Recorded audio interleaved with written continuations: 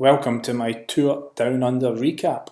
I thought what I would do after the Tour Down Under, after the first World Tour race of the season, is go back through it, have a look at the winners, the losers, who did well, who underperformed, who's looking good for the season ahead, and who's got some work to do. Also, it will allow me to try out the live chat to see if that's working, and also see what you guys think. Now, unfortunately, there seems to be a huge time delay for YouTube, so I'm actually just waiting for it to go live.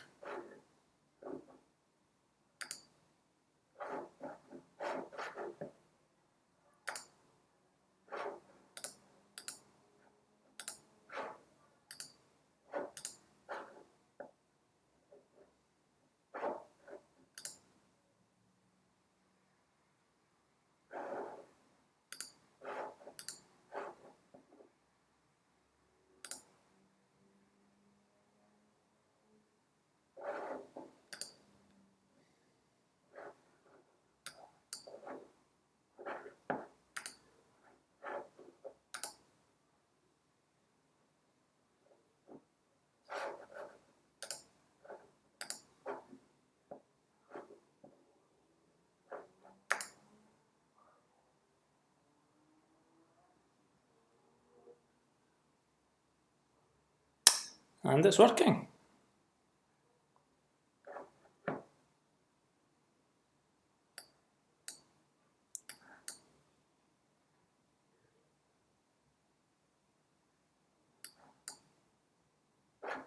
Although just watching myself now on YouTube, it seems to have a massive bloody delay.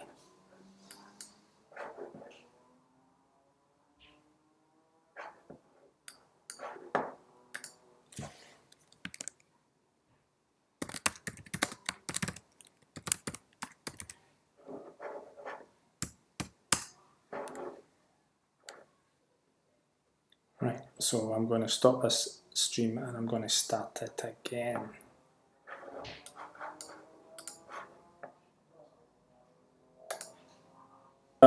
Winners, losers, and everything else in between. So we'll start by looking at each of the stages.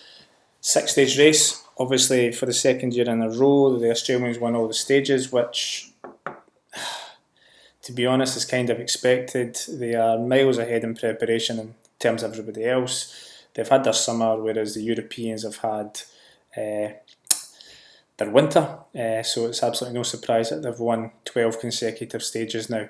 So sprinter wise, I think Caleb Ewan obviously top of the pops. Lead out chain was strong. Roger Kluger joined the team and already looked well at home. Slotted into the final lead out man role, apart from the final stage where he actually went 2 men above that in the line. Possibly because he was getting tired, but whatever happened on stage 6, he actually did an enormous lead out, which was hugely impressive, and he's worked all through the weeks in the sprints was actually top class. So Caleb Ewan, outstanding. Interesting to see how Orica are going to manage his season now. Obviously he started very, very fast, and there is a real worry of burnout for these Australian riders. So I would be looking to see him take a short break now. He's riding the Giro, but they've got to be careful how they manage him. Sprinting wise, Danny Van Poppel looked really impressive actually, considering Team Sky didn't have a real kind of lead out. They did have Rowe and Stannard and Thomas who put riders in good positions, but what Danny Van Poppel lacked was a final lead out man. I think Owen Duo would have been his final lead out man, but he obviously had an appendicitis and couldn't race, so Van Poppel had to surf some wheels inside the closing kilometres. He did so relatively well, considering he was up against Ewan, who clearly was head and shoulders above everybody else. Van Poppel can be really pleased with his week's work. Sky potentially now have a reliable sprinter. They've got Viviani, who is incredibly hot and cold. Van Poppel, I think we're sensing an opportunity for him now to come through at Sky and do some good work. He's a very impressive young man. Bora had Sagan and Bennett, who shared the duties. Sagan was his usual self, seeming to effortlessly move up the bunch inside the closing kilometres. He went toe-to-toe with Ewan. He didn't win. He picked up a few second places, which was impressive. He's looking strong already. His goals lie further down the line, but already it looks like Peter Sagan's hitting form. Sam Bennett can be pleased with what he did. Second place in the People's Choice Classic, third place in Stage 1, working with Sagan. I think the Irishman can be pleased with the couple of efforts that he did manage to do, and it will be interesting to see what happens going forward now, because Bora have Sagan, they have Bennett, and they have Palucci. So which opportunities he gets, I'm not too sure yet, but he's started the season strong. The other sprinter who really impressed was Marco Kump of UAE. Well led out by Ben Swift. He looked after him incredibly well. He managed to get up and steal a podium spot on the final stage. A couple of fourth places as well. Kump was looking fast. He started the season off well last year in 2016 and faded away. I hope to see him do better this year round. Disappointing wise, certainly Bonifacio was not at the level required, and neither was Nikias Arndt. Both riders potentially could be talking about looking at targets later on in the year. However, Bonifacio usually starts the season quite fast, and he just wasn't looking particularly good. Now riding for Bahrain, so it's going to be tricky in terms of lead-out trains. He's going to have to fend for himself, so his results will be inconsistent. Arndt, Sunweb looked after him well, just didn't deliver. He's got a lot of questions that need answered this season, Nikias Arndt, and if he wants to continue at the top level as a top level sprinter, he's going to have to deliver some big victories. GC wise, Richie Porte, clearly outstanding form, blew everybody away, 2 stage wins, miles better than anybody else, and he wasn't even looking as thin as I've seen him. It was a fantastic performance by Richie. Jay McCarthy stepped up from last season, was dropped last season on Wollonga. This season he managed to hang tough. Clearly couldn't follow Port, but nobody else could. Very impressive riding by McCarthy. Bora have got a talented young rider. We're not sure which way he's going to go yet, in terms of will we go kind of punchy classics or will we turn into a week-long stage racer. He's got a lot of skills, and it's just a case of deciding now which type of rider he wants to be. Nathan Haas, best he's ever been. Heard a lot of stories before the race about Haas was in brilliant form. They were spot on. To finish, unfortunately, fourth after 2 really strong GC days was impressive by Haas. He's clearly had a very, very good winter / summer and has started the season quick. So I'm really hoping that Haas can deliver some big results soon, because I think his form will run out.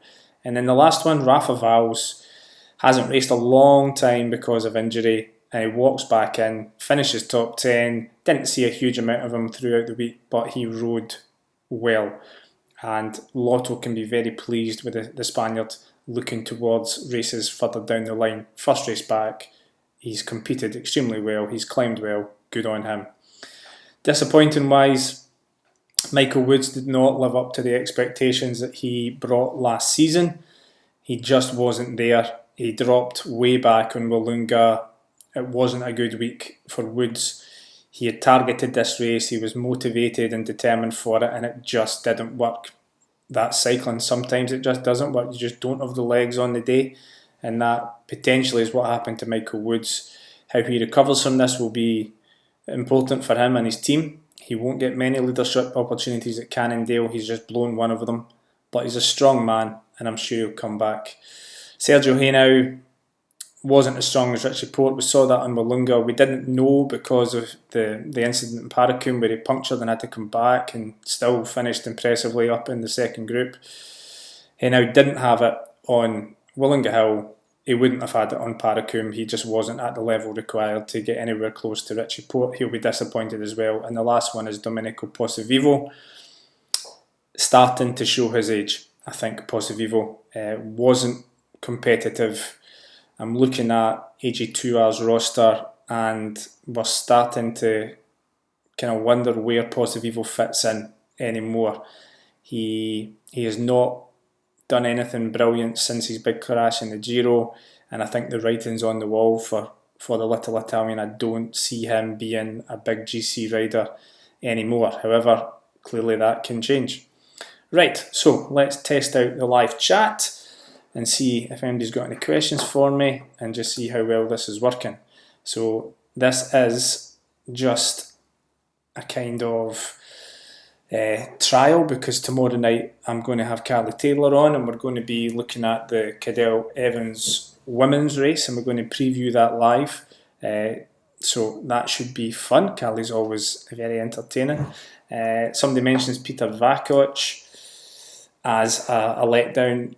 I never really had high expectations of Vakoc coming into this race. I know Ethics had mentioned that he was going to be team leader, but Vakoc will not be looking to peak for a race like this. He will most certainly be looking further down the line in the Ardennes, and that's where we'll see him do well. You've got to remember that if you start the season off really fast here, you're going to suffer in a couple of months' time. So any rider that's looking to peak and do well March and April, this is not the race for them. Poet and Ewan, the two ones who have peaked already, it will be interesting, as I've said, to see how they manage the next few months. Both of them will probably go for a break, and then they'll start building up again towards their targets further down the line. Bennett versus Sagan. There's no option there. Sagan's the man, so Bennett's just going to have to hope that he doesn't do too many races with him, because Sagan's going to be the man that's sprinting at the end of it. Bennett has his own lead-out train, although we've not heard much of the Flying Mullet recently. I would be hoping that Bennett has done enough here to guarantee some sprinting opportunities in some races coming up. Edward Tournes versus Cône de Court in the last stage. It was a surprise that they weren't riding for Edward. However, they weren't riding for Cône de Court either. They were actually sprinting for Mads Pedersen, but Pedersen lost the wheel in the closing kilometre, so Cône decided to test his leg and see what he could do, and I think he finished at about 7th.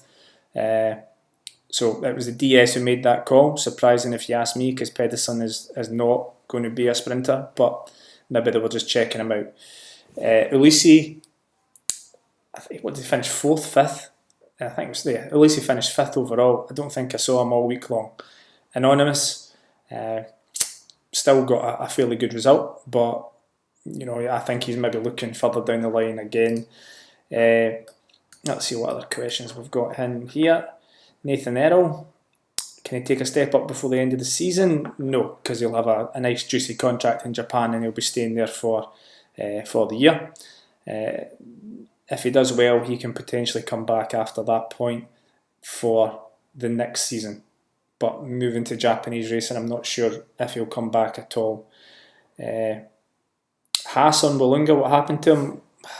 I think he was very clever. He realised that he was not going to follow the wheel. He dropped back. Clearly the TV coverage wasn't particularly brilliant. We didn't see what happened to him. We didn't see if he dropped way off the pace or if he just gone to the back of the group. Whatever happened, that was absolutely fantastic race management from Nathan Haas. It was a huge surprise to see him come over the line second. I was really, really pleased to see that. After giving him a bit of stick in the preview before the race, saying that he just wasn't good enough, he delivered. And sometimes I should learn to keep my big mouth shut. So really pleased to see what Haas did there. Ethics. Oh, Jack Bauer. Unbelievable. Break all day, comes back, pulls at the front, which was really good to see. They were lining up for their young Spaniard, I think, who didn't have a particularly good climb on Willunga, did much better in Paracum. Bennett or Palucci, who will sprint at the Giro? The word seems to be Bennett, which I find really surprising. I thought Palucci would have been their man for the Giro. One of them's going to do the Vuelta, one of them will do the Giro. You'll just have to wait and see who does which race. It would make more sense, I think, to me, the Italian does the Giro, but I think it probably depends on early season form. Palucci's about to start over in Mallorca. Bennett's already podiumed a couple of times. Pressure's on the Italian, which is something he needs. Got too cosy at I Am in the last season, and he needed a kick up the bum. And hopefully the people at Bora can give him that kick up the bum. Pozzovivo, isn't he pretty good? He was brilliant. Never quite been himself after the horror crash in the Giro when he was going really well. Now age is not on his side, and he's starting to decline a little bit. I hope he can target 1 or 2 races throughout the season and do something good, but I think the days of Pozzovivo winning races are gone, unfortunately. Okay, the tryout seems to have worked well. As I said, I'll be back tomorrow night. It's at, what time did I say? 8 AM? 9 AM? 9 PM, sorry, I think it is. I'll tweet out a link.